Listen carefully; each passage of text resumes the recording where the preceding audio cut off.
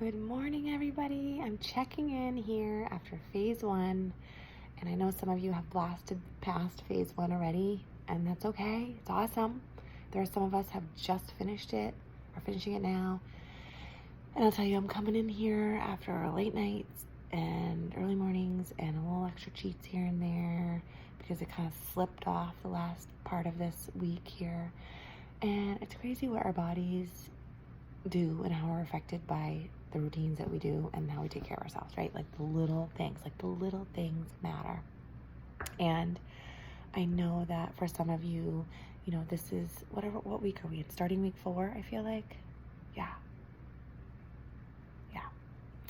And some of you are like, I haven't really seen a lot of change, and this is hard, and I don't feel amazing yet, and I'm not where I want to be.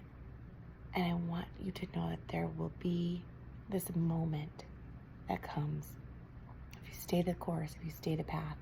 And even if you're not perfect, and even if you have some cupcakes and some extra this or that, but if you stay the majority of your path right here and trust the process and do the work and do the workouts and eat healthy and clean, 80% of the time, maybe more than that, there will be this moment where something clicks and something changes and you're like, I feel different and something's working. And let that be the moment that carries you to the next. It's not when you stop. It's not when you're like, I did it. I ate awesome all this week, or I worked out every single day this week, or I feel that change in my body. That's not when you put on the brakes. It's when you keep going. And this journey is a lifelong journey, and don't let that scare you. Let that excite you, because it's something that you never turn off. Because you don't want to slip back into all those old habits. But let that moment of excitement be the momentum that carries you through to that never-ending place that you keep going. And I'll be honest with you and tell you that it wasn't until week 8, and I remember because it was 10-week program T25, and I did it, and it wasn't until week 8 weeks in, that I felt a change in my body.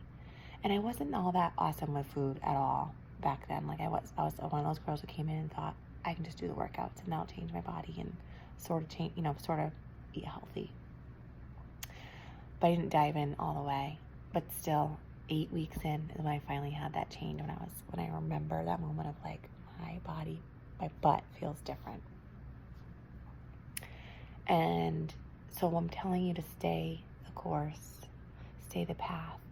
And, sometimes you're so close. Sometimes you're so close to that, I don't know, it's an awakening or just a moment that can change everything for you when something clicks and you think, I've got it. I've got this routine. I've got this morning thing down. It never like stays amazing. You're always going to be fighting it. It's always this, not fighting, but an intention behind it. You always have to have this intention of choosing healthy in your life, because it's not something that it's a habit that's there forever. It's a habit, but you have to pay attention to it, So sometimes you have that moment, and if you haven't had your moment yet, it's okay. It's okay. You have to keep going. You can't let those slips and those cheats and those stumbles in the road hold you back and tell you that you're not worthy, you can't do this doesn't work. Any of those negative reels of talk that we start letting spin in our head, you can't go there. You have to pick yourself up, and you have to know that you can do a whole new day today. Like you can set a whole new day today, and sometimes it's just deciding all over again. And for me, I feel like this is a brand new week. It's been not that easy this past week. I don't know. It's the winding down of summer, and I was just like, I'm feeling really good. So it's okay that I have this, and it's okay that I have that. And now I feel puffy and not awesome. But it's okay. I'm not beating myself up. I know that starting today again, I'm going to be working out. I'm going to be choosing healthy. I'm going to be choosing clean. I'm going to be chugging a whole bunch of water to get down this puff. And that's just it. It's that constant journey. And you may be so very close. Have you ever seen that picture of the guy chipping away, whether you think he's reaching diamond through a cave? He's chipping away, chipping away, and the diamond is right there. It's like right, like 1 little centimeter away, but he gives up and he retreats because he hasn't found it yet. You may be that close to your diamond, to your moment, to your awakening, where you get this and you understand that how you walk through this health and fitness journey is how you're walking through the rest of your life at that moment. It's so true for me. Like when I'm frustrated and I don't feel awesome, I can be cranky to my kids. I can have less patience. I can be cranky to my husband. I cannot feel amazing the rest of my life. But when I get this under control, it's this mirror effect for the rest of my life. I stand taller. I have more confidence. I believe more in who I am. I know that I can do hard things. I have more stress management to deal with the craziness and chaos of life. I have just more capability to walk through life happier. And it's so weird how that affects so much. Just like how much we eat, that little extra thing affects so much. But if you walk through this, giving it your best, showing up every day, giving it time, giving yourself grace and patience and self-love, but never giving up, then you're going to find that moment, you guys. Stay true here.